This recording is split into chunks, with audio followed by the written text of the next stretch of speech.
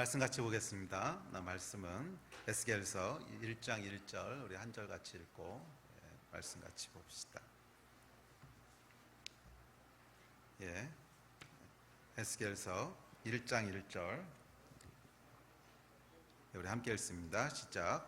30째 해 넷째 달 초닷새에 내가 그 말 강가 사로잡힌 자 중에 있을 때에 하늘이 열리며 하나님의 모습이 내게 보이니. 아멘. 저희가 영적 세계의 원리들에 대해서 살펴보고 있습니다. 특별히 우리 지난주에 두 시공간에 대한 이야기를 살펴봤죠. 잘 기억하고 계세요? 카이로스의 시공간이 있고 크로노스의 시공간이 있다는 이야기를 살펴봤습니다. 하나님께서는 두 세계를 창조하셨다고 성경에 분명히 기록하고 있고 그 두 세계 가운데 하나님은 보이지 않는 영적 세계에 계십니다. 그래서 성경에서는 이 세계를 여러 가지 말로 표현하는데 가장 많이 표현하는 단어는 하늘이지요. 하늘. 이 하늘이라고 하는 것은 단순히 눈에 보이는 물리적인 하늘을 얘기하는 것이 아니라 하나님이 계신 영적인 시공간을 지칭하는 얘기입니다. 그래서 특별히 바울이 3000층에 올라갔었다는 그 표현이 나오는데 이제 유대인들은 하늘을 세 개의 하늘로 생각을 합니다. 첫 번째 하늘은 그냥 눈에 보이는 물리적인 하늘이고, 세 번째 하늘은 하나님이 계신 영적인 세계를 지칭합니다. 그리고 둘째 하늘은 그곳에서 사탄이 있고 마귀의 공격이 있는 영적 전쟁이 일어나고 있는 그 공간을 이제 둘째 하늘이라고 표현하지요. 그래서 저희가 이 둘째 하늘에 대한 이야기는 구체적으로 다루지 않았습니다. 그래서 우리가 지금 이야기하고 있는 것은 이제 쉽게 얘기하면 첫째 하늘과 셋째 하늘에 대한 이야기를 나누고 있는 것이지요. 그래서 어떤 영적인 세계가 있습니다라고 했을 때 그 영적인 세계에는 마귀도 있는데, 그럼 우리가 영적인 세계하고 헤븐리 터치가 일어날 때 마귀도 역사하는 겁니까? 이건 둘째 하늘에 대한 얘기이기 때문에 조금 다른 얘기입니다. 그래서 이 얘기는 또 나중에 기회가 있을 때 뒤로 미루도록 하고, 오늘은 이 하나님이 계신 셋째 하늘에 대한 얘기입니다. 그래서 이 카이로스의 시공간이라고 하는 것은 하나님이 계시고 천사들이 있고 또 하나님의 보좌가 있는 그 영적인 세계를 이제 카이로스의 시공간이라고 얘기했죠. 그리고 우리가 살아가는 이곳은 이제 물리학의 법칙이 다스리고 있고, 또 우리가 살아가는 숨쉬는 공기와 또 물이 있고 산이 있고 각종 식물과 동물들이 있는 이곳이 이제 크로노스의 시공간입니다. 그래서 지난주에도 말씀드렸지만 저희가 새로운 이야기를 하고 있는 것이 아닙니다. 전혀 새로운 이야기가 아니라 아주 간단하게 얘기하면 영적인 삶을 살자, 성령 받고 충만하게 살자, 이 얘기를 하고 있는 것입니다. 그런데 이런 용어들을 계속 바꾸는 이유는 제가 지난주에도 잠깐 나눴지만 우리 안에 어떤 각성이 일어날 때, 영적인 각성이 일어나고 영적인 부흥이 일어날 때 보면 이 용어가 새로워지는 일들이 반드시 필요합니다. 그게 무슨 얘기냐면 우리가 한 용어가 시간이 지나게 되면 그 용어가 이제 영적인 생명력을 잃어갑니다. 예를 들면은 하나님의 임재 이런 단어를 여러분 한 80년대만 해도 이 하나님의 임재라고 하는 표현은 거의 사용되지 않았던 표현이에요. 80년대 90년대 초반까지도 이 하나님의 임재라고 하는 얘기는 거의 사용된 적이 없는 단어입니다. 그런데 이제 새로운 어떤 영적인 각성이 일어나면서 하나님의 임재, presence of the Lord라고 하는 이 단어를 사용하기 시작했을 때 많은 사람들이 거기서 어떤 새로운 영적인 감동들을 얻고, 맞아, 나도 하나님의 임재 앞에 살아봤으면 좋겠어 하는 영적인 어떤 갈망들과 이제 그런 마음들이 움직이기 시작했죠. 그래서 이 임재라고 하는 단어를 통해서 하나님이 역사하시는 거죠. 그런데 이것이 시간이 지나가게 되면 10년 지나고 20년 지나가게 되면 그 단어들에 대한 파워가 점점점 사라지게 됩니다. 익숙해지기 시작하는 거죠. 사실은 우리의 가장 큰 적은 익숙함입니다. 영적인 가장 큰 적은요, 익숙해지는 거예요. 잘 생각해 보세요. 익숙해지면 영적인 생명력이 없어져요. 보통 우리가 이제 종교의 영 이런 얘기를 하는데, 종교의 영이라고 하는 건 사실 특별한 게 아니고요, 익숙해지는 걸 얘기하는 거예요. 우리가 이 하나님과의 관계가 익숙해지기 시작하면서 그 안에 우리의 어떤 영적인 기대나 영적인 긴장감이나 이런 것들이 사라지고 그냥 행위가 돼버리는, 모든 의미를 잃어버리고 그냥 행위가 돼버리는 이것이 이제 종교지요. 종교인데 이 용어도 말이에요, 시간이 지나게 되면 그 용어가 그 안에 담겨졌던 의미들이 점점점 식상해지기 시작합니다. 그리고 또 하나 문제는 오랜 시간이 지나면서 자기 나름대로의 그 용어에 대한 정의들을 가지기 시작해요. 자기의 경험이 그 안에 축적되면서 하나님의 임재야 이렇게 얘기했을 때 사람마다 다 다른 정의들을 갖고 있습니다. 자기의 경험에 의해서. 그래서 어떤 사람은 하나님의 임재야라고 하는 것을 눈물을 나는 것이라고 이해를 하고, 또 어떤 사람은 하나님의 임재야 그런 것을 뭔가 인사이트가 오는 것이라고 이해하기도 하고, 또 어떤 사람은 하나님의 임재야 이건 찬양이 좋았던 것을 그렇게 얘기하기도 하고, 또 어떤 사람은 하나님의 임재야 뭐 그런 것을 뭐 죄에 대한 회개가 일어났을 때라고 이해하기도 하고, 하여간 자기가 하나님의 임재야라고 이야기할 때 경험했던 어떤 경험들을 그 단어 안에다가 하나씩 하나씩 집어넣어서 자기의 그 버전을 만들어 버립니다. 그러고 나면 메신저가 아무리 그 얘기를 사용해도 전달이 되지 않는 거예요. 전혀 그런 의미로 사용한 것이 아닌데도 불구하고 이 하나님의 임재야 이렇게 얘기했을 때는 자기가 갖고 있는 단어로 그냥 받아들이게 되는 거죠. 이렇게 되면 이제 그 어떤 영적인 각성의 역사가 일어나기가 참 어렵습니다. 그래서 하나님께서 주신 마음 중에 하나가 이런 용어들이 사실 새로워지지 않으면 그 가운데 하나님이 역사하실 수 있는 통로들이 막힌다는 거예요. 그래서 사실은 제가 이제 이 뭐 이상한 책까지 읽어가면서 필요 없는 물리학 책까지 읽어가면서 이런 새로운 용어들을 도입하는 것은 첫째 여러분을 괴롭히기 위해서가 아니고요.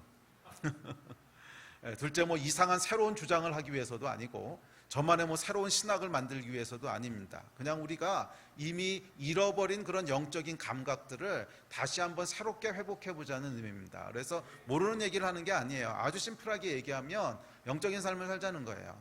그냥 눈에 보이는 이 세상의 것을 쫓아 살지 말고 영을 쫓아 살아가자. 정말 성령을 쫓아서 성령 충만하게 살아보자 하는 것이 이 말씀의 그냥 평범한 의미입니다. 평범한 의미인데 이것이 다시 우리 심령 가운데 어떤 새로운 갈망을 일으키고 새로운 소망들을 일으키고 또 영적인 각성들을 일으키는 이렇게 했으면 좋겠다라고 하는 소망 가운데 새로운 용어들을 써서 지금 그냥 설명하는 것뿐입니다. 그래서 뭐 여러분을 괴롭히려는 거 아니니까 잘 이해하고 따라오셨으면 좋겠습니다.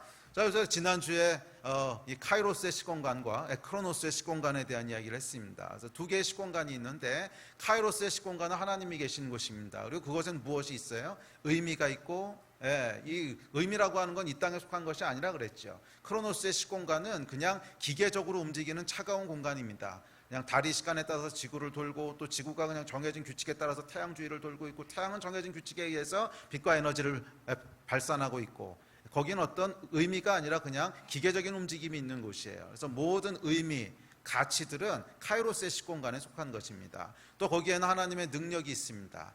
사실은 능력이 있다는 것보다 하나님의 능력이 만들어내는 것이 카이로스의 시공간이라고 했죠. 또 그것은 무엇이 있다고 그랬어요? 그것은 기쁨과 행복이 있습니다. 또 그곳엔 하나님의 거룩함이 있습니다. 이런 모든 것들이 사랑이 있고 긍휼이 있고 이 하나님께 속한 속성들은 카이로스의 시공간 안에 있는 거라 그랬죠. 그런데 이 카이로스의 시공간이 크로노스의 시공간하고 터치가 일어날 때가 있습니다. 이게 헤븐리 터치라 그랬죠. 그래서 하늘이 땅을 터치할 때가 있어요. 성경에서 오늘 본문에 보면 하늘이 열렸다 이렇게 표현을 하죠. 근데 이 표현이 성경에 굉장히 자주 나오는 표현입니다. 특별히 구약의 선지서들을 읽어보면 하늘이 열리며 이런 표현들이 굉장히 자주 나오는데 이것이 뭐냐면 카이로스의 시공간이 열리면서 그것이 이 땅을 침투하고 들어오는 거예요. 그래서 카이로스의 시공간이 이 땅을 침투하면서 들어오면서 문이 열립니다. 그 열린 문으로 무엇이 들어온다는 거예요? 하늘에 있는 카이로스의 시공간에 있는 것들이 이 땅으로 쏟아져 들어온다는 거예요. 그런데 이 문을 여는 열쇠는 누구라 그랬어요? 사람이라는 거예요. 구조물도 아니고 장소도 아니고. 근데 구약에서는 이것을 오해했지요. 그래서 이제 성전을 만들고 특별한 장소를 되게 특별하게 여기고 뭐 이런 이제 일들을 하는데 하나님께서 사람들에게 그것을 가르치기 위해서 구약에서는 허용을 하십니다. 그래서 성전도 짓게 하시고 그 성전이 하늘이 열리는 곳이고 하나님이 계신 곳이고 가르치시죠. 그런데 신약에 오면 그게 아니라고 말씀하십니다. 성전은 너희 자신이라고 말씀하시면서 사람이 바로 이 게이트라고 하는 하늘과 땅을 연결하는 통로고 이 땅이 열렸을 때 그곳에서부터 하늘의 것들이 들어오게 되는 통로는 사람이라고 하는 것을 이제 가르치십니다. 자, 이것이 이제 카이로스 크로노스에 대한 이야기입니다. 그래서 오늘은 전에 그래서 제가 지난주에 영상 하나 만들려고 그랬는데 이거 시각화시킬 수 있는, 그런데 지난주에는 완성도가 떨어져가지고 제가 잘랐고요. 오늘은 조금 완성도를 올려서 만들었습니다. 우리 영상을 좀 보고 뭐 한 10초짜리인데요.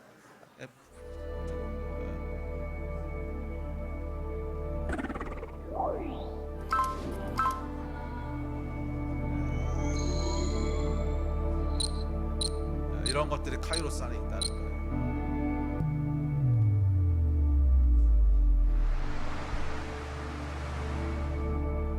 요 그림, 오케이, 요 그림만 기억하고 있어요.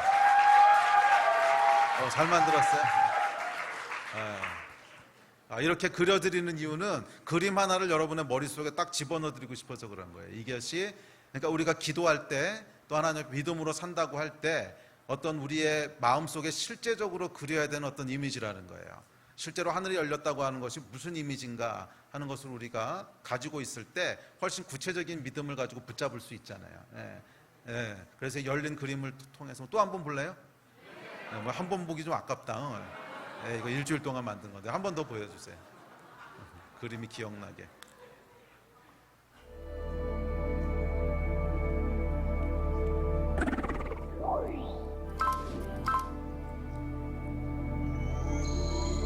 우리 조위에서 저렇게 살아가고 있어요.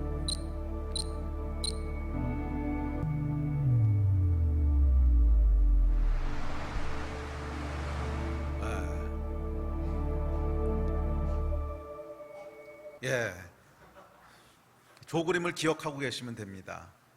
근데 지난주에도 저 그림을 상상하셨어요? 아니면 내가 상상하던 거하고 전혀 다른 그림인데 그런 분 한번 좀.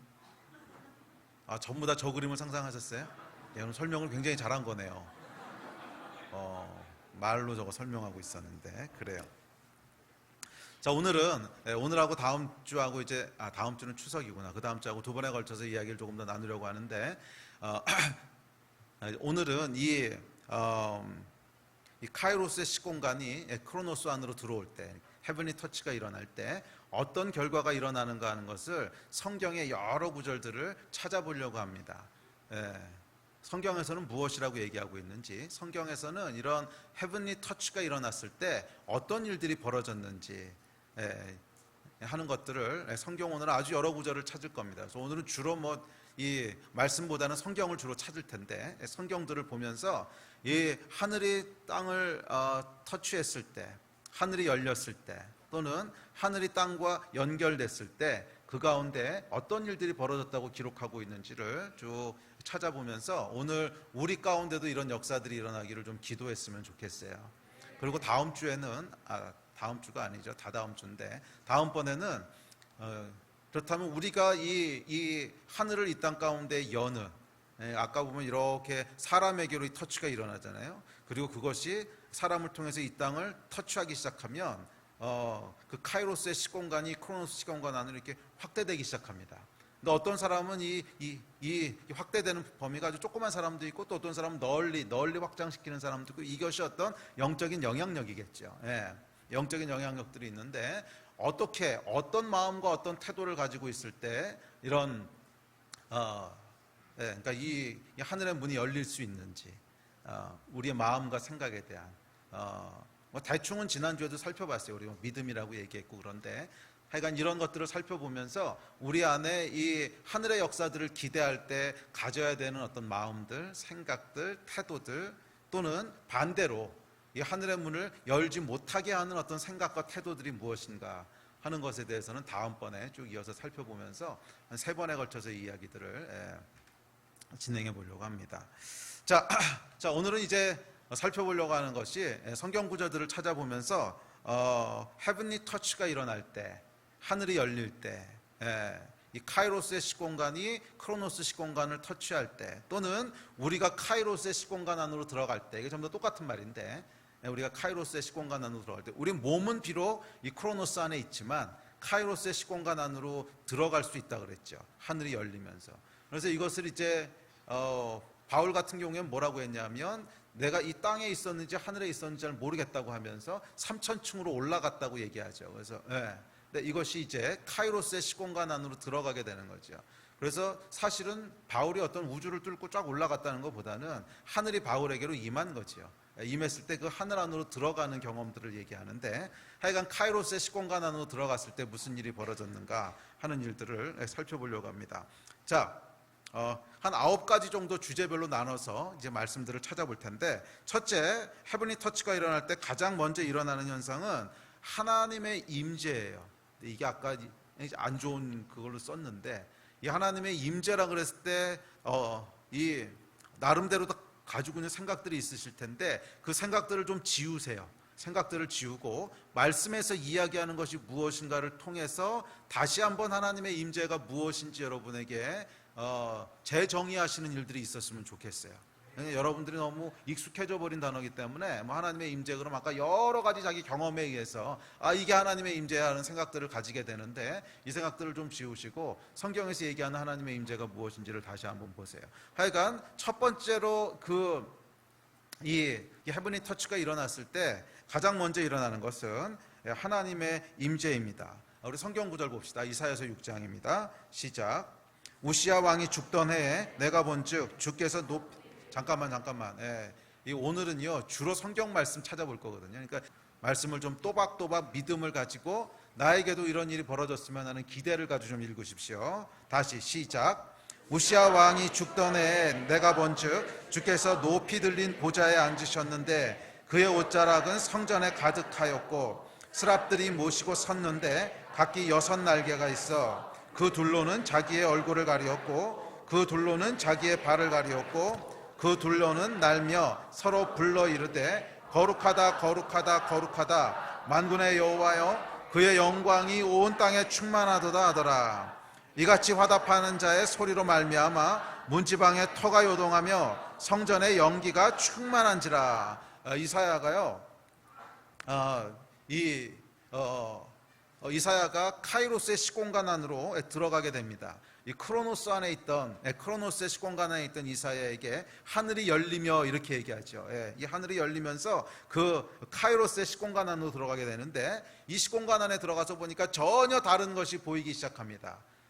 전혀 다른 것들이 보이기 시작합니다. 그런데 가장 먼저 보게 된 것이 뭐였냐면 하나님의 보좌였어요. 하나님의 보좌였어요.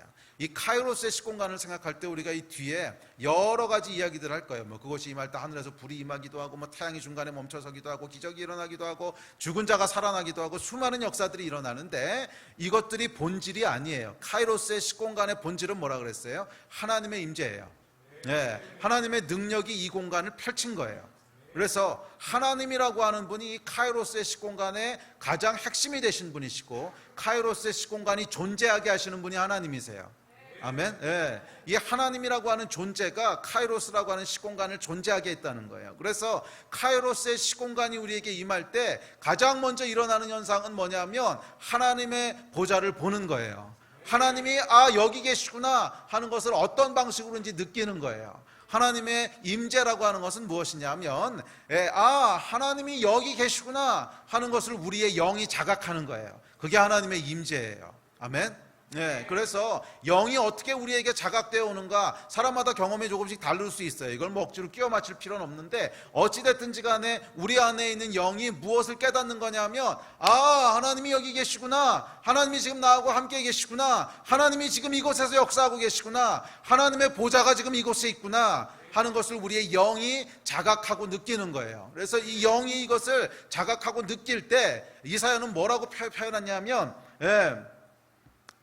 문지방에 터가 요동했다고 표현을 합니다. 무슨 말이냐면 내 안에 그런 떨림이 있었다는 거예요. 이게 터가 요동한 건지 이사야가 떨었는 건지 약간 똑같잖아. 내가 부들부들 떨어도 터가 흘리는 것처럼 느껴지거든. 그러니까 뭔가 흔들렸다는 건데 이사야의 영의 요동이 있었다는 거예요. 왜? 하나님이 여기 계시다고 하는 것을 자각하니까.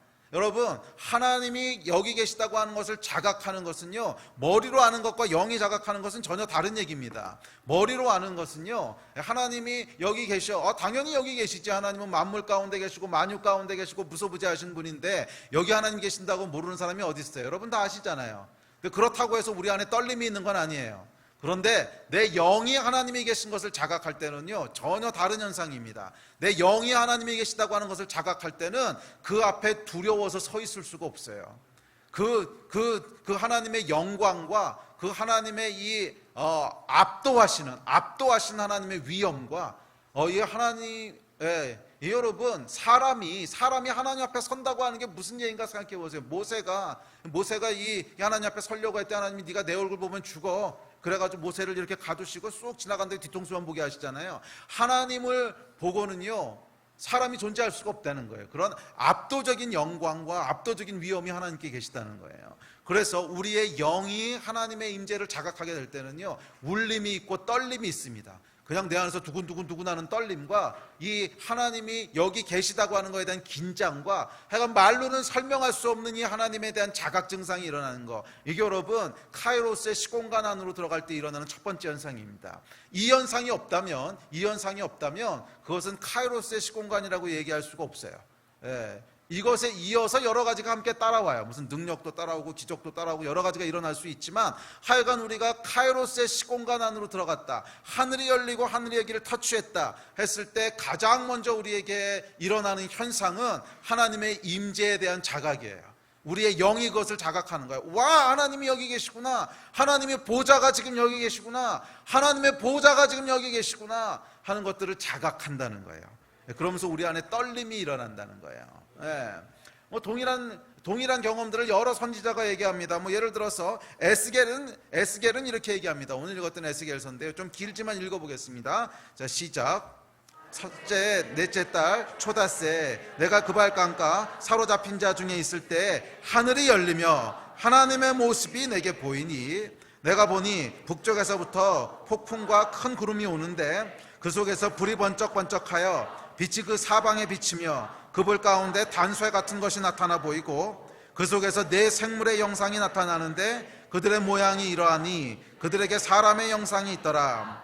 그 얼굴들의 모양은 넷은 앞은 사람의 얼굴이요, 넷의 오른쪽은 사자의 얼굴이요, 넷의 왼쪽은 소의 얼굴이요, 넷의 뒤는 독수리의 얼굴이니, 그 얼굴은 그러하며 그 날개는 드러펴서 각기 둘씩 서로 연하였고 또 둘은 몸을 가렸으며, 영이 어떤 쪽으로 가면 그 생물들도 그대로 가되 돌이키지 아니하고 일제히 앞으로 곧게 행하며, 또 생물들의 모양은 타는 숯불과 횃불 모양 같은데 그 불이 그 생물 사이에서 오르락 내리락 하며, 그 불은 광채가 있고 그 가운데에서는 번개가 나며 그 생물들은 번개 모양 같이 왕래하더라. 내가 그 생물들을 보니 그 생물들 곁에 있는 땅 위에는 바퀴가 있는데 그 네 얼굴을 따라 하나씩 있고, 그 바퀴의 모양과 그 구조는 황홀같이 보이는데 그 넷은 똑같은 모양을 가지고 있으며 그들의 모양과 구조는 바퀴 안에 바퀴가 있는 것 같으며, 그들이 갈 때에는 사방으로 향한 대로 돌이키지 아니하고 가며,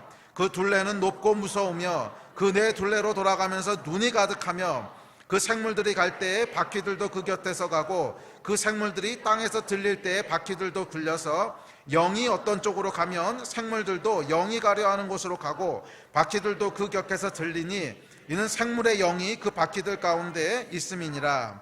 그들이 가면 이들도 가고 그들이 서면 이들도 서고 그들이 땅에서 들릴 때에는 이들도 그 곁에서 들리니, 이는 생물의 영이 그 바퀴들 가운데에 있음이더라.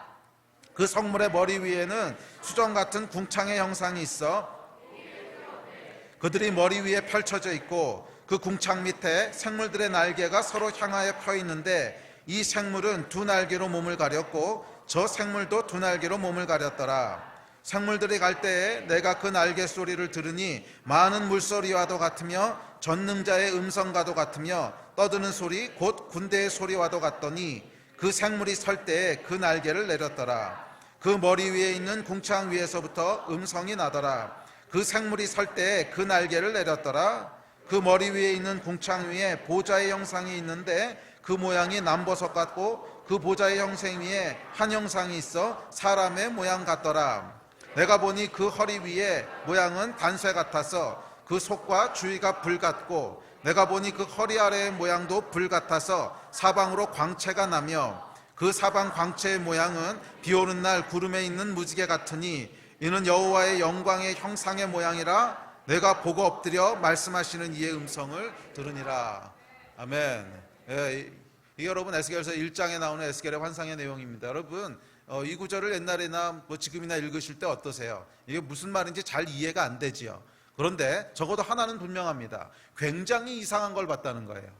굉장히 이상한 걸 봤다는 거예요. 이것이 불 가운데 쇠가 막 타고 있는 것 같은데 사람의 형상인데 짐승의 형상이고 거기 바퀴가 붙어 있고 영이 움직이니까 따라 움직이고. 이게 뭐예요, 여러분? 사람과 무생물, 그러니까 바퀴나 이런 건 기계적인 거잖아요. 그러니까 생물과 무생물과 영이 막 같이 혼재돼 있고 그것이 함께 따라서 움직이는. 그러니까 이 크로노스의 시공간에서는 한 번도 볼 수 없는, 크로노스의 시공간에서는 한 번도 대할 수 없는 아주 특이한 광경을 보게 됩니다. 여러분 이것이 뭔 것 같으세요? 카이로스의 시공간이 임한 거예요. 그래서 이 크로노스의 법칙으로는 설명할 수 없는, 이 크로노스의 법칙에서는 여러분 생물과 무생물이 하나로 합쳐져 있는 이런 건 존재하지 않습니다. 거기에 여러분 영이 이 크로노스의 시공간에서 보입니까? 보이지 않지요. 영은 보이지 않는 거예요. 그런데 이 카이로스의 시공간이 임했을 때 크로노스의 시공간에서는 전혀 경험할 수도 없고 볼 수도 없고 설명할 수도 없는 뭔가 특별한 것들이 그곳에서 일어났다는 거예요. 이것도 여러분 카이로스의 시공간이 임했을 때 이 에스겔이 무엇을 경험했는가 하는 것을 기록하고 있습니다. 그런데 이것의 본질이 뭐였다고 이야기하는 거예요? 하나님의 영상이라 이렇게 얘기하는 거예요. 그러니까 이 에스겔도 카이로스가 열렸을 때 방법은 이사야하고는 달랐지만 에스겔만의 방법으로 무엇을 자각한 거예요? 하나님의 임재를 자각한 거예요. 아, 하나님이 지금 여기 계시구나. 내가 상상할 수 없는 모습으로 하나님이 존재하시는구나. 내가 설명할 수 없는 모습으로 하나님이 존재하시는구나 하는 것을 에스겔이 경험한 거예요. 이 카이로스의 시공간 안에 들어갈 때는 우리의 생각을 뛰어넘는, 우리의 어떤 관념을 뛰어넘는 하나님의 임재를 맞닥뜨리게 된다는 거예요. 내가 이성으로 생각해내고 그려내고 상상하고 했던 그런 하나님이 아니라 정말 상상하지도 못했던, 생각하지도 못했던, 개념조차 없었던 그런 하나님의 임재를 경험하고 만나게 된다는 거예요. 이것이 여러분 카이로스의 시공간의 특징입니다. 아멘. 어찌됐든지 간에 카이로스의 시공간에서 맨 처음 대면하게 되는 것은 뭐예요? 하나님의 임재예요. 우리의 선입관과 관념과 생각, 우리의 혼과 육의 어떤 경험들을 다 뛰어넘는, 그래서 우리의 경험으로는 한 번도 생각해 볼 수 없었던, 그렇지 않아요, 여러분? 이 에스겔이 스스로 이것을 지어내라 그랬다면 이런 말을 지어낼 수 있겠어요? 경험해 본 적도 없고 본 적도 없고 설명할 수도 없는 그런 거. 이 에스겔한테 그냥 하나님에 대한 걸 설명해봐, 그러면 이런 식으로 설명할 수는 없었을 거예요. 그냥 자기가 생각하고 경험했던 범주 내에서 하나님은 이런 분이야 묘사했을 텐데, 카이로스의 시공간 안으로 들어갔을 때 전혀 달랐다는 거예요. 우리의 혼과 육의 경험과는 전혀 상관없는, 그것을 초월하고 뛰어넘는, 상상을 뛰어넘는 하나님의 임재를 그곳에서 맞닥뜨리게 되는 거예요. 할렐루야. 이것이 여러분 카이로스의 시공간입니다. 자, 그리고 이어서 2장 1절부터 이렇게 얘기합니다. 시작. 그가 내게 이르시되 인자야 내 발로 일어서라, 내가 내게 말하리라 하시며, 그가 내게 말씀하실 때 그 영이 내게 임하사 나를 일으켜 내 발로 세우시기로, 내가 그 말씀하시는 자의 소리를 들으니 내게 이르시되 인자야 내가 너를 이스라엘 자손 곧 패역한 백성 나를 배반하는 자에게 보내노라. 그들과 그 조상들이 내게 범죄하여 오늘까지 이르렀나니. 이 하늘이 열리면 우리 하나님의 임재 속에서 그분의 음성과 말씀을 대면하게 됩니다. 이 이야기는 뒤에서 조금 더 얘기할 텐데, 임재를 대면하게 됐을 때 그 다음에 일어나는 현상이 뭐냐면 하나님의 말씀, 하나님의 음성이 우리에게 임하는 거예요. 물론 이것이 물리적인 소리로 꼭 들린다는 얘기는 아닙니다. 어떨 때는 우리 안에 깊은 감동으로 울리기도 하고 전혀 다른 통로를 통해서 전달되기도 하지만, 하여간 하나님의 임재 가운데 우리가 대면하게 되는 것은 뭐냐면 하나님의 말씀이에요. 하나님의 말씀을 대면하게 되는 거예요. 아멘. 왜냐하면 그곳에는 하나님이 계신데, 하나님은 누구시라 그랬어요? 하나님은 말씀이시라 그랬어요. 말씀이신 하나님의 임재를 우리가 받게 되는 거예요. 또 솔로몬의 성전을 봉헌할 때도 하늘이 열렸습니다. 역대하 말씀 같이 봅시다. 시작.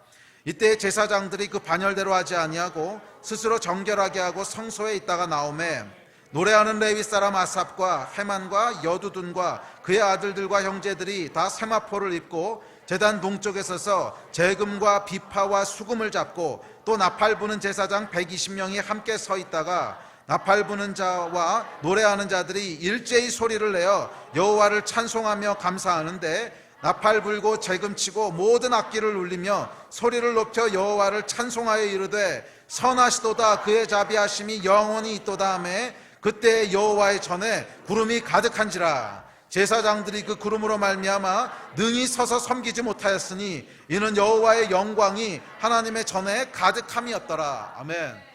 여러분, 이게 사실은 예배거든.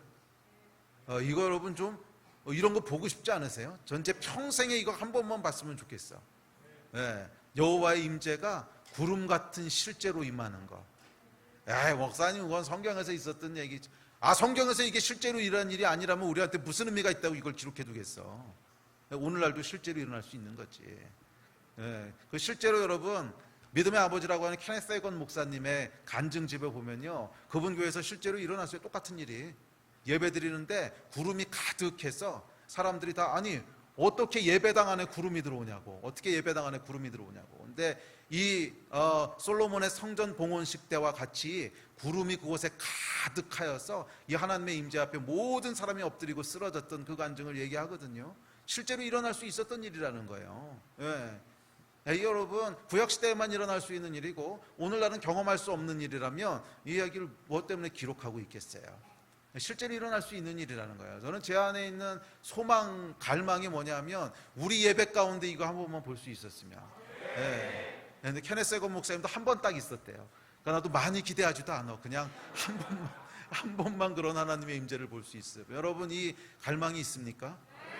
이게 뭐냐면 예배의 본질이라는 거예요. 예배의 본질은 여러분 좋은 이야기를 듣고 윤리적인 가르침을 받는 것이 아닙니다. 예배의 본질은 하나님을 대면하는 거예요. 그렇지 않습니까? 우리가 이곳에 모인 이유는 하나님을 대면하고 싶어서 모인 것이지 뭐 고목사님의 좋은 설교, 재밌는 말씀 듣고 싶어서 모인 거 아니잖아요. 제 안에 있는 갈망은 이곳에서 한 번만이라도 그런 하나님을 대면했으면 좋겠어요. 여러분, 이 레위인들이 모여서 말이에요, 제단 동편에 서서 재금과 비파와 수금과 나팔을 불었을 때, 그리고 노래하는 자들이 일제히 노래했을 때, 이게 여러분 예배팀이잖아. 우리 예배팀은 여러분 뭐 하는 사람들이에요? 부담을 좀 줘야지. 예배팀은 뭐 하는 사람들이야? 진리. 여기서 기타 치고 있잖아. 이 기타 칠 때 무슨 기대를 가지고 기타를 쳐? 진짜? 그렇지. 또 베이스 칠 때 무슨, 민영이 무슨 생각 가지고 베이스를 쳐? 둥둥둥둥둥. 그렇지. 여기선 이 리듬으로 가야지. 이렇게 하고 있다면요, 이건 예배가 아니야. 성경이 뭐라 그랬냐면 재금과 비파와 수금을 잡고 나팔 부는 제사장 120명이 함께 서 있다가 나팔 부는 자와 노래하는 자들이 일제히 소리를 내어 여호와를 찬송하며. 싱어들, 현진, 노래할 때 무슨 생각 가지고 노래해? 경아, 기타 치면서 찬양할 때 무슨 생각으로 해?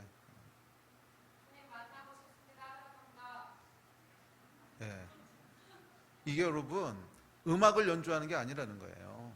음악을 연주하는 것이 아니라 너희를 야단치는 것이 아니에요. 그냥 예배팀의 본질이 뭐냐는 거야. 그래서 하늘을 여는 거야. 이건 제 얘기가 아니고 성경 얘기잖아요. 악기를 붙잡고 있는 자들, 재금과 비파와 수금과 노래하는 자들이 일제히 노래했을 때 그곳에 하늘이 열렸다는 거야. 그리고 예배 가운데 하나님의 임재가 임했다는 거예요. 예배팀은 여러분 음악하는 사람들이 아닙니다. 노래 부르는 사람이 아니야. 음악 조금 틀려도 돼. 노래 목소리 좀 안 나와도 돼. 그게 목적이 아니라는 거야. 진짜 목적은 뭐예요? 그 예배를 통해서 하늘이 열리는 거야. 그 예배를 통해서 하늘이 열리는 거야. 그 예배하는 가운데 우리가 봤던 그 그림 있잖아요. 이거 이렇게 내려오는 그림. 하늘이 점점 예배 가운데 이곳으로 임하는 거야. 여러분도 영적으로 느끼지 않으세요? 그 예배할 때 뭔가 다른 게 있다고 느끼지 않으세요? 혼자 있을 때랑? 뭐 어떨 땐 강할 때도 있고 어떨 땐 약할 때도 있고 그렇긴 하지만 예배할 때 여러분 뭔가 다른 게 있다고 느끼지 않으세요? 이 예배를 여러분 우리가 지금 20년째 드리고 있습니다. 20년째 드리고 있는데 20년째 여러분 계속 똑같은 예배를 드리는데 질리지 않고 나오시잖아. 똑같은 공연을 여러분 매주 20년째 하고 있다 그러면 거기 사람들이 나오겠어요? 생각해 보라고. 똑같은 공연을, 뭐 사람도 별로 안 바뀌어. 그냥 멤버도 맨날 그 멤버야. 뭐 요한이 아니면 뭐 경아 아니면 뭐 동희 아니면 원근이 아니면 그냥 몇 명이 돌아가면서 지금 뭐 10년째, 그러니까 적어도 이 멤버로 한 게 한 10년은 된 것 같은데 10년째 그 사람이 맨날 나와서 똑같은 연주를 하고 있는데 이걸 여러분 매주 한 번씩 본다 그러면 사람이 이게 질리지 이게 나오겠냐고. 그런데 여러분 어떻게 느끼세요? 예배하러 나올 때 지겹다고 생각하면서 나오세요? 아니면 뭔가 매번 할 때마다 새롭다는 느낌이 있으세요? 대답이 왜 없어? 그럼 왜 나왔어? 무슨 기대를 가지고 나왔어? 그런데 저는 20년째 예배를 드리고 있어도 예배가 뭐 10년째 똑같이 하고 이 느낌은 한 번도 없었어요. 저만 그런 건지 모르겠지만 저는 20년째 여기서 예배를 드리고 있어도 예배 나올 때마다 새롭고 나올 때마다 안에 흥분되고 떨림이 있고 기쁨이 있고 이게 여러분 뭔 것 같으세요? 영이에요. 영. 영이란 말이야 이게 영이라고. 그 예배할 때 뭐가 임하는 거예요? 카이로스의 시공간이 이쪽으로 침투해 들어오는 거예요. 그건 제 얘기가 아니고 성경에서 하고 있는 얘기야. 성전에서 봉헌할 때 이 악기를 연주하는 자들, 재금과 비파와 수금과 나팔 분자들과 노래하는 자들이 일제히 하나님을 예배하기 시작했을 때 그곳에 뭐가 임했다는 거예요? 카이로스의 시공간이 내려와서 임했다는 거야. 그러면서 그 안에 있는 하나님의 기쁨과 이 하나님의 임재에 대한 감각과 이 하나님께서 주시는 의미들과 능력들이 함께 쏟아져 들어온다는 거예요. 물론 어떨 때는 이 문이 활짝 열려서 더 많이 쏟아져 들어올 때도 있고 어떨 때는 조금밖에 못 열어서 그냥 막 이러면서 받을 때도 있지만 하여간 이게 일어나는 거란 말이에요. 아시겠습니까? 그래서 뭐 설교자도 마찬가지지만 예배하는 자들은 하늘을 연다고 하는 사명감들이 있어야 돼. 그래서 너희가 하늘을 열지 못하면 어떻게 되는 거야? 다 같이 경험하는 거야. 그 답답함을. 너희가 하늘을 열면 어떻게 되는 거야? 다 같이 경험하는 거야. 그 하늘의 이 카이로스의 역사를. 이게 예배팀이 하는 일이에요. 아멘. 그래서 예배팀은 그냥 아무 생각 없이 이곳에 서면 안 돼. 이게 지금 제사장적인 직분이거든. 하늘을 열 수 있는가 없는가 하는 거에 대한 제사장적인 직분. 교회의 생명력은 말이에요, 여러분. 교회의 생명력은 그 예배에서 얼마나 하늘이 열리는가에 달려 있습니다. 이건 분명해요. 교회의 생명력은 단순히 윤리와 도덕과 좋은 것을 가르치는 것이 아니야. 교회의 생명력은 좋은 시스템도 아니야. 교회의 진짜 생명력은 어디서부터 오는 거냐면 모일 때마다 얼마나 우리가 카이로스의 임재 가운데로 들어가느냐 하는 거예요.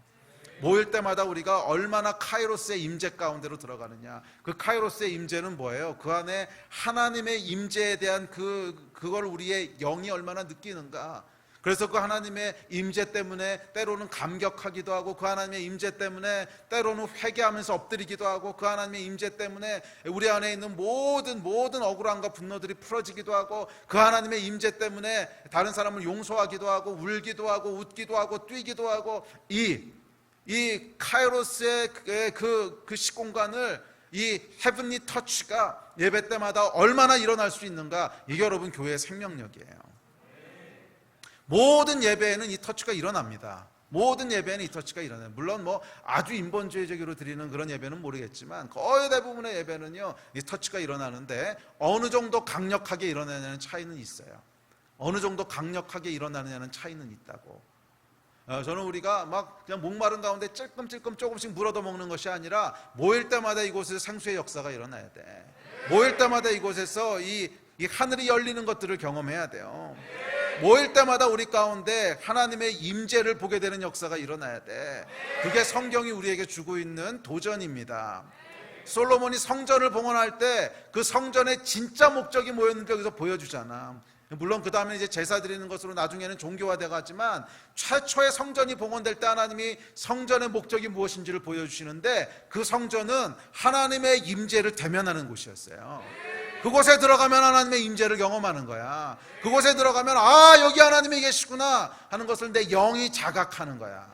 오늘 예배 가운데 여러분 우리의 영이 하나님이 여기 계시구나 하는 것을 자각하는 역사가 있기를 기대합니다. 하나님이 여기 계시구나 하는 걸 자각하는 역사가 있기를 기대합니다. 이 역사가 일어나지 않는다면 그 예배는 살아있는 예배가 아니야.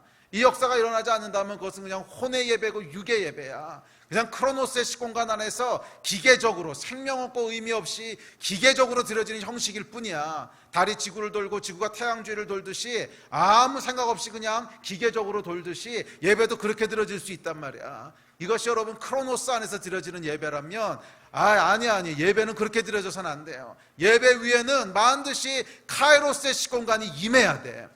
예배 가운데는 반드시 하늘이 열리고 카이로스의 시공간이 우리들 가운데로 임하고 우리가 그 카이로스의 시공간 안으로 들어가는 하나님의 시간 안으로 들어가는 하나님의 공간 안으로 들어가는 이 역사가 있어야 될 줄로 믿습니다. 하나님의 공간 안으로 들어가서 그분의 임재를 우리의 영이 자각하고 이 하나님의 시간 안으로 들어가서 하나님께서 우리에게 말씀하시는 그 음성을 듣는 이 역사가 일어나야 될 줄로 믿습니다. 아멘. 자, 두 번째, 하늘이 열릴 때 두 번째 일어나는 것은 그분의 말씀에 임하는 거예요. 우리 앞서 살펴봤지만 바울이 다메섹 도상을 지날 때 하늘이 열립니다. 우리 같이 읽어봅시다. 시작. 사울이 길을 가다가 다메섹에 가까이 이르더니 호련히 하늘로부터 빛이 그를 둘러 비치는지라 땅에 엎드려져 들음에 소리가 있으시되 사울아 사울아 내가 어찌하여 나를 박해하느냐 하시거늘 대답하되 주여 누구시니까 이르시되 나는 내가 박해하는 예수라 너는 일어나 시내로 들어가라 내가 행할 것을 내게 이를 자가 있느니라 하시니 같이 가던 사람들은 소리만 듣고 아무도 보지 못하여 말을 못하고 서 있더라. 호련히 하늘로부터 빛이 임합니다. 뭐예요 여러분? 다른 시공간이 이 안으로 치고 들어왔다는 거예요. 그냥 크로노스의 시공간 안에서 일어날 수 없는 일이 일어난 거죠. 갑자기 하늘에서부터 빛이 있습니다. 하늘이 열리고 카이로스의 시공간이 들어온 거죠. 그런데 놀랍게도 거기 누가 계셨어요? 예수께서 계셨어요. 부활하시고 승천하신 예수. 그래서 크로노스의 시공간 안에서는 어디를 봐도 우리가 볼 수 없는 그 예수께서 어디 계셨던 거예요? 카이로스의 시공간 안에 계셨던 거예요. 이 카이로스의 시공간은 여러분 추상적이고 개념적인 공간이 아닙니다. 실제 않은 시공간이에요. 육체를 입으신 예수께서 그 시공간 안에 계셨잖아. 육체를 입으신 부활하시고 승천하신 몸을 가지신 예수께서 카이로스의 시공간 안에 계셨단 말이야. 그러니까 카이로스의 시공간은 여러분 물질도 같이 들어가 있을 수 있는 실제 않은 공간인 거예요. 그곳에 예수께서 계셨습니다. 그리고 예수께서 말씀하십니다. 하늘이 열렸을 때 여러분 우리에게 임하는 두 번째는 하나님의 임재에 이어서 하나님의 말씀이에요. 하나님의 말씀이 우리 가운데 부어지는 거야. 이 하나님의 말씀이 우리에게 부어지는 거예요. 그리고 이 말씀이 부어질 때 우리가 사명을 받게 됩니다. 말씀이 부어질 때 일어나는 현상이 몇 가지 있는데 바울은 이 말씀이 부어질 때 사명을 받게 됐어요. 이 사명이라고 하는 것은 여러분 헤븐리 터치가 일어날 때 주어지는 거예요. 우리가 카이로스의 시공간 안으로 주어질 때 들어갈 때 거기에 하나님의 말씀이 임하면서 우리가 잊어버릴 수도 없고 지워버릴 수도 없고 포기할 수도 없는 하늘로부터 사명이 주어지는 거예요. 여러분 이 사명을 받으셨습니까? 이 사명을 받은 적이 없다면 아직 카이로스의 시공간 안으로 깊게 들어가지 못한 거야. 뭐 찔끔찔끔 맛은 봤을 수 있지만 그 카이로스의 시공간 안으로 깊게 들어가지 못한 거야. 카이로스의 시공간 안으로 깊게 들어가잖아요. 그러면 하늘로부터 말씀이 주어져요. 카이로스의 시공간 안으로 깊게 들어가면 하늘로부터 말씀이 부어져요. 할렐루야. 사명이 주어진단 말이야. 아멘. 그 사명을 여러분들 받으셔야 됩니다. 하늘로부터 부어지는 하늘로부터 오는 하나님의 말씀이 여러분 가운데 부어졌을 때 그 말씀은 어떤 말씀이냐면 잊어버려지지도 않고요 지워지지도 않고 물려지지도 않고 포기할 수도 없고 포기하려고 해도 계속 내 안에서 부글부글 끓어요. 왜? 카이로스의 시공간 안에서 내 안에 각인된 말씀들은 지워지지 않아. 마음속에서 사라질 수가 없어. 이 사명이 우리 가운데 깊게 뿌리박히게 되는 거예요. 할렐루야. 이것이 여러분 카이로스의 시공간 안에서 헤븐리 터치가 일어날 때 일어나는 일입니다. 또한 아브라함은 이 헤븐리 터치가 일어났을 때 하나님의 약속을 받았습니다. 말씀 같이 읽어봅시다. 창세기 15장 시작. 이후에 여호와의 말씀이 환상 중에 아브라함에게 임하여 이르시되 아브라함아 두려워하지 말라. 나는 내 방패요 너의 지극히 큰 상급이니라. 아브라함이 또 이르되 주께서 내게 씨를 주지 아니하셨으니 내 집에서 길른 자가 내 상속자가 될 것이니이다. 여호와의 말씀이 그에게 임하여 이르시되 그 사람이 내 상속자가 아니라 내 몸에서 날 자가 내 상속자가 되리라 하시고 그를 이끌고 밖으로 나가 이르시되 하늘을 우러러 무뼈를 살 수 있나 보라. 또 그에게 이르시되 내 자손이 이와 같으리라. 또 그에게 이르시되 나는 이 땅을 내게 주어 소유를 삼게 하려고 너를 갈대아인의 우르에서 이끌어낸 여호와니라. 아브라함에게 카이로스의 시공간이 열립니다. 그리고 그곳에서 하나님의 약속이 주어집니다. 내가 너를 이렇게 할 것이야. 너에게 자손이 있게 할 것이고 자손이 뭇별처럼 많을 것이고 네가 보는 모든 땅을 너에게 줄 것이야. 이 하나님의 말씀이 약속으로 임하게 됩니다. 여러분, 이 약속을 여러분 인생에서 받으셨습니까? 이 약속을 여러분 받으셨습니까? 내가 네 인생을 통해서 일을 할 거야. 내가 네 인생을 통해서 이 약속들을 이룰 거야. 이게 여러분 어디서 주어지는 줄 아세요? 카이로스의 시공간 안에서 주어지는 거야. 그러면 여러분 하나님의 말씀을 읽을 때, 하나님의 말씀을 묵상할 때 기대를 가지고 묵상하셔야 돼요. 기대를 가지고 읽으셔야 되는데 무슨 기대냐면 거기에 영적인 시간이 되게 해달라고 기대하셔야 돼요. 하나님, 이 시간이 그냥 내가 아침에 끼니 책을 펼쳐서 이거 안 하면 이따가 뭐 쌀에 가서 나눌 거 없는데 가만히 있어. 오늘 뭐 없나 쭉쭉 읽다가 요거 좋은 말씀이네. 오케이 길어. 이렇게 하시면 안 된다는 거야. 이것은 그냥 크로노스에서 여러분들이 혼과 육으로 말씀을 대하는 거야. 이렇게 하시면 안 되고 말씀에 대한 기대를 가지셔야 돼요. 기대를. 이 시간이 하나님, 살아계신 하나님을 대면하는 시간이 되게 해주십시오. 이 시간이 살아계신 하나님을 만나는 시간이 되게 해주십시오. 말씀 하나라도 내게 살아나게 해주십시오. 이 말씀이 나에게 영적인 말씀으로 울리게 해주십시오. 이 기대를 가지고 말씀을 읽고 묵상하고 기도할 때 거기 여러분 카이로스의 시공간이 열려야 되지 않겠습니까? 그 시간이 스피리추얼 모먼트가 되어야 되지 않겠어요? 영적인 순간이 되어야 되지 않겠어? 이 순간을 놓쳐버리고 나면 어디서 여러분 영적인 시간을 갖겠어요? 이 순간을 놓쳐버리고 나면 어디서 여러분들이 영적인 시간을 갖겠냐고. 여러분 이 시간이 여러분 그냥 크로노스의 시간으로 흘러가도록 두지 마세요. 이 시간을 붙잡아서 취해야 돼. 이 시간을 붙잡아서 취해야 돼. 어떻게? 영적인 순간이 되도록 붙잡아서 취하셔야 돼. 하루가 천년 같고 천년이 하루 같은 영적인 카이로스의 시공간이 임하도록 기대를 가지고 믿음으로 취해서 끌어내리셔야 돼요. 아멘. 이것이 여러분 우리에게 일어나야 될 일입니다. 말씀을 읽고 묵상하는 시간은 카이로스의 시공간 안으로 들어가는 순간이 돼야지 그냥 이것을 읽고 연구하고 그래 좋구나 나쁘구나 이게 무슨 말씀이 이 수준에서 끝나면 안 된단 말이야. 이 말씀이 우리 영을 울리는, 우리의 영에 이 말씀이 부어지는 이 여러분 크로노스의 시공간 안에 이 책에 기록된 말씀들이 어떻게 카이로스에 속해 있는 우리의 영에 기록되겠어요? 이것이 카이로스의 시공간 안으로 함께 들어갈 때 일어나는 거지. 함께 카이로스의 시공간 안으로 들어갈 때 분명히 크로노스에서 존재하는 기록된 하나님의 말씀이지만 이 말씀이 우리의 영에게 직접 들어가면서 우리의 영을 울리고 우리의 영을 깨우고 우리의 영 가운데 이 하나님의 말씀이 감동이 되게 하셔서 와, 하나님이 이런 분이시구나, 오늘 나에게 이것을 약속하시는구나, 하늘로부터 하나님이 지금 나에게 이 말씀을 하시는구나, 이 믿음과 이 감동과 이 영적인 울림들이 카이로스의 시공간 안에서 우리에게 부어져야 된단 말이야. 그랬을 때 그 약속을 받게 되는 거예요. 하나님이 나에게 이 약속을 하시지, 하나님이 오늘도 나에게 이것을 약속하시는구나. 아멘. 이 약속의 말씀들을 받는 여러분 되시기를 주의 이름으로 축복합니다. 목사님이 지금 무슨 말씀 하시는 거예요? 뭐라고 열심히 마시긴 하시는데 감이 안 와. 감이. 이런 사람은요 카이로스의 시공간을 들어본 적이 없는 거야. 감이 안 와 무슨 말인지. 이건 여러분 카이로스의 시공간 안으로 들어가 본 적이 없는 거야. 오늘이라도 여러분 기대를 하셔야 돼요. 내 안에 영적인 역사가 일어나게 해주십시오. 내 삶에 영적인 역사들이 좀 일어나게 해주십시오. 그냥 맨날 이 땅을 박박 기고 다니는 것이 아니라 한 번이라도 내 삶 가운데 좀 영적인 터치가 있게 해주십시오.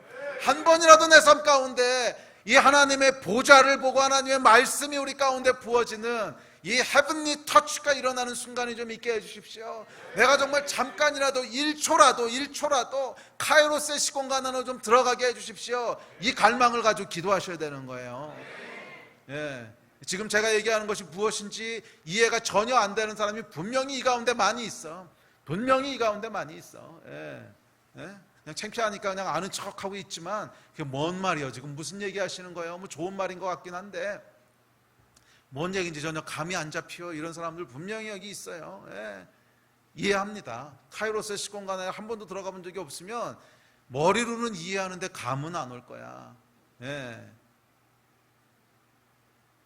영적인 사람이 되십시오.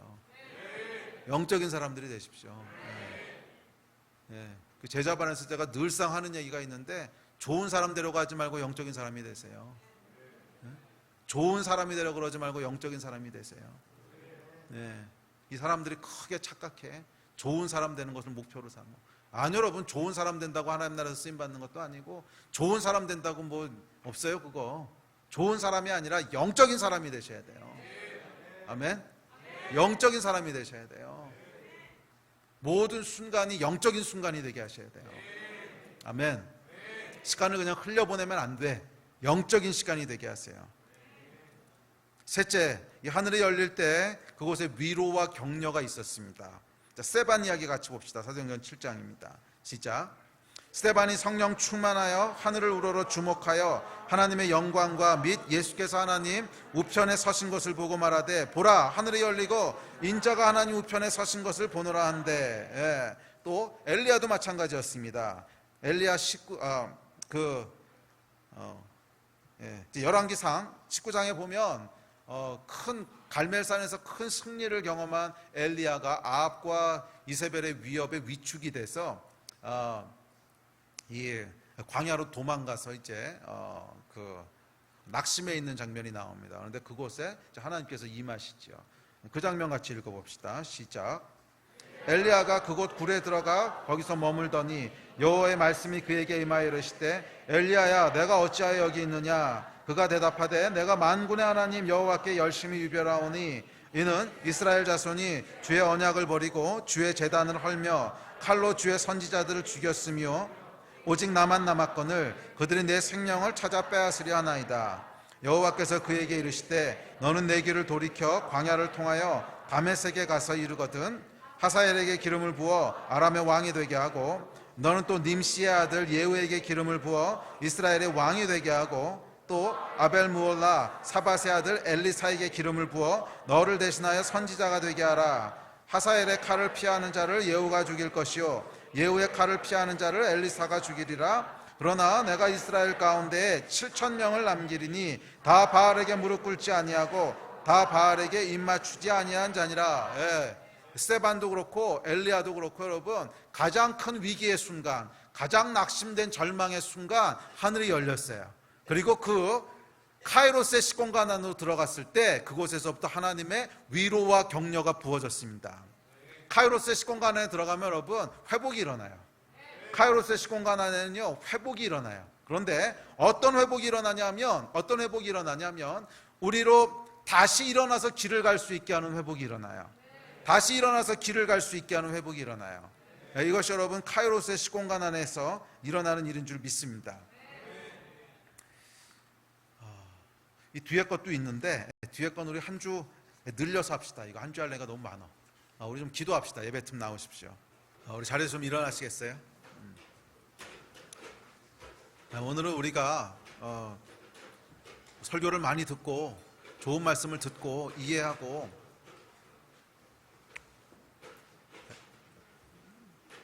뭐 설교 안 듣는 것보다 낫겠지. 그렇지만 거기서 만족할 수 없잖아요. 거기서 만족할 수 없잖아. 우리 안에 여러분 하나님을 대면하고 싶은 소원이 있지 않으세요? 아니 성경에는 분명히 수많은 하나님을 대면하는 역사들이 일어났는데 수많은 하나님의 역사들이 있었는데 카이로스의 시공간이 열렸는데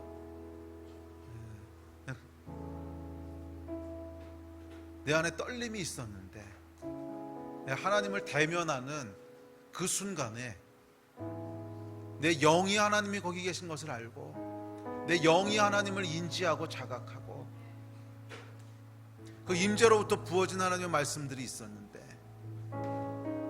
너는 내 아들이라 부르신 하나님의 말씀, 내가 너와 함께하리라는 하나님의 약속, 내 자손이 무별처럼 많게 하리라는 아브라함의 약속, 또 스데반을 위로했던 그 하나님의 위로, 쓰러져 있는 엘리야를 일으키셨던 회복, 이 수많은 하나님의 역사들이 그분의 임재 가운데 일어났는데 오늘 우리에게도 여러분 그 역사가 일어나지 않겠어요? 카이로스의 시공간 안으로 들어가는 역사가 있길 여러분 기대하지 않으세요? 우리의 넘어져 있는 영혼들이 회복되는 거 여러분 보고 싶지 않으세요? 내 안에 지쳐있는 영혼이 새 힘을 얻게 되는 역사가 여러분 카이로스의 시공간 안에서 일어납니다. 사명과 언약을 경험하게 되는 이 하나님의 말씀이 임하는 역사가 카이로스의 시공간 안에 일어납니다. 뿐만 아니라 하나님의 능력이 우리에게 풀어짐으로 말미암아 기적이 일어나고 병이 치유되고 죽은 자가 살아나는 이 하나님의 역사가 카이로스의 시공간 안에 존재해요. 성경이 기록하고 있잖아. 솔로몬의 성전이 하나님께 봉헌될 때 악기를 연주하는 자들과 노래하는 자들이 일제히 악기를 연주하고 일제히 하나님 앞에 소리쳐 찬양하고 예배하기 시작했을 때, 일제히 하나님을 예배하기 시작했을 때 선하시도다 그의 자비하심이 영원히 있도다, 선하시도다 그의 자비하심이 영원히 있도다, 일제히 소리질러 찬송했을 때 그곳에 눈에 보이는 하나님의 임재가 있었어요. 구름 같은 하나님의 임재가 그곳에 있었어요. 말로 설명할 필요도 없고 설득할 필요도 없고 누구나 봐서 알 수 있는, 제사장들이 서서 그 직무를 볼 수 없게 할 눈에 보여진 하나님의 현현이 그곳에 있었잖아요. 우리 예배 가운데 여러분 그 기대가 있으십니까? 네, 저는 평생 예배하면서요 이거 한번 보고 싶다는 열망이 아직도 제 안에 있어요. 이 하나님 이곳에 구름 같은 하나님의 임재를 보고 싶습니다. 좀 함께하여 주십시오. 좀 함께하여 주십시오. 우리 좀 기도하고 예배합시다. 기도하고 예배할 텐데